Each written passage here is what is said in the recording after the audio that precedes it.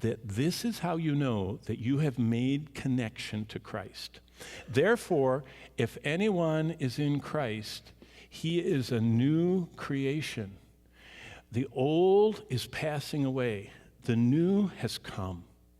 And salvation is not me joining something, not me saying something, not me affirming something. It's me becoming the dwelling place of the infinite God of the universe who transforms me by his Spirit. I become and you become the very dwelling place of God. And that changes us. That transforms us. And that's what happened at Pentecost. And did you know, us sitting here this morning, every born-again believer sitting here this morning, all of us collectively are a continuation of what began on the day of Pentecost. God moved in, broke down all the racial barriers and all the hatred and all the kind of pompous, you don't belong in my part of the airplane lifestyles of the first century church, and made the people one. And that's what he continues to do. That's what's so amazing about being in Christ. And so, as I'm sitting at the table, I remind them, think about what happened on Pentecost. God's Spirit was washing clean sin-stained hearts.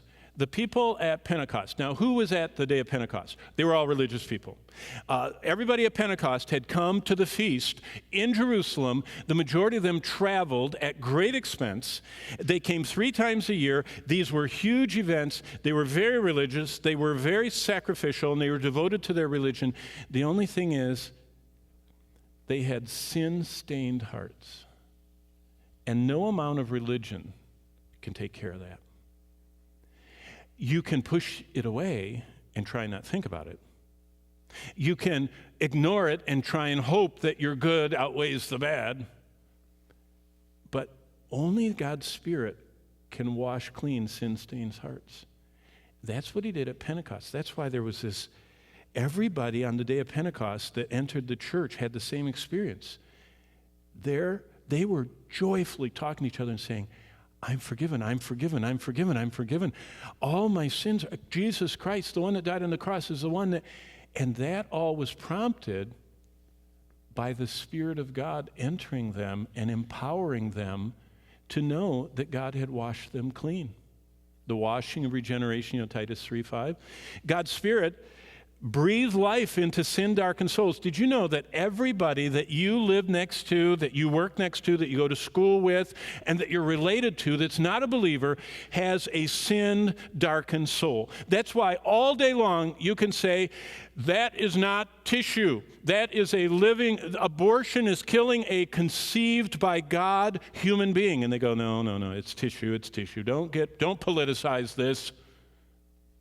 See, they don't understand that God said life begins at conception. They don't understand that. Why? They have a sin-darkened soul. The light of truth doesn't penetrate very far. And so that's why we have to be so careful. We cannot force those people to live righteously. We can only expose them to the truth and ask God's Spirit to breathe life into them. See, that's what's very dangerous about Christian political activism. We're trying to impose God's standards on people that have totally sin-darkened souls that will only follow those standards as long as you constrain them to. As soon as they're loose, they go back to their lostness. And so all of the movements, I lived through the 70s and the 80s, the moral majority and everything. And it was like a dike was built, and as long as the believers could plug all the holes and spend all their time doing that, they kind of kept the dike up. But it was hopeless because you can't hold back sin-darkened souls with moral rules. You can only see God's Spirit breathe life into them, and all of a sudden their sin-darkened souls come to life, and they go, whoa. That's wrong. Everybody is born with an empty, hopeless life, and they fill it with something. Alcohol, sex, money.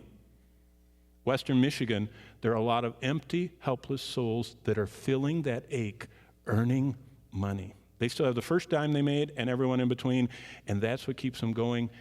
And if they didn't have the money, they would be empty and hopeless again. And that's what God's Spirit can fill and make us not empty and hopeless. Even if, do you know what your true wealth is? If you lost everything, it's what you still had left. What cannot be taken away by, a flash crash in the market, or by a downturn, or by an extended depression, or deflation. That's the new thing that's happening. Deflation. What do you have no one can take away from you? It's what God's Spirit does. And that's what he did on Pentecost. He took sin-stained, sin-darkened, empty, hopeless lives, and he took barren lives. I mean, people that had nothing redeemed in their lives, nothing that would last forever. Everything was going to burn up. They were barren. And he turned them into literal spiritual gardens that were just bearing the fruit. So that's, and you know what?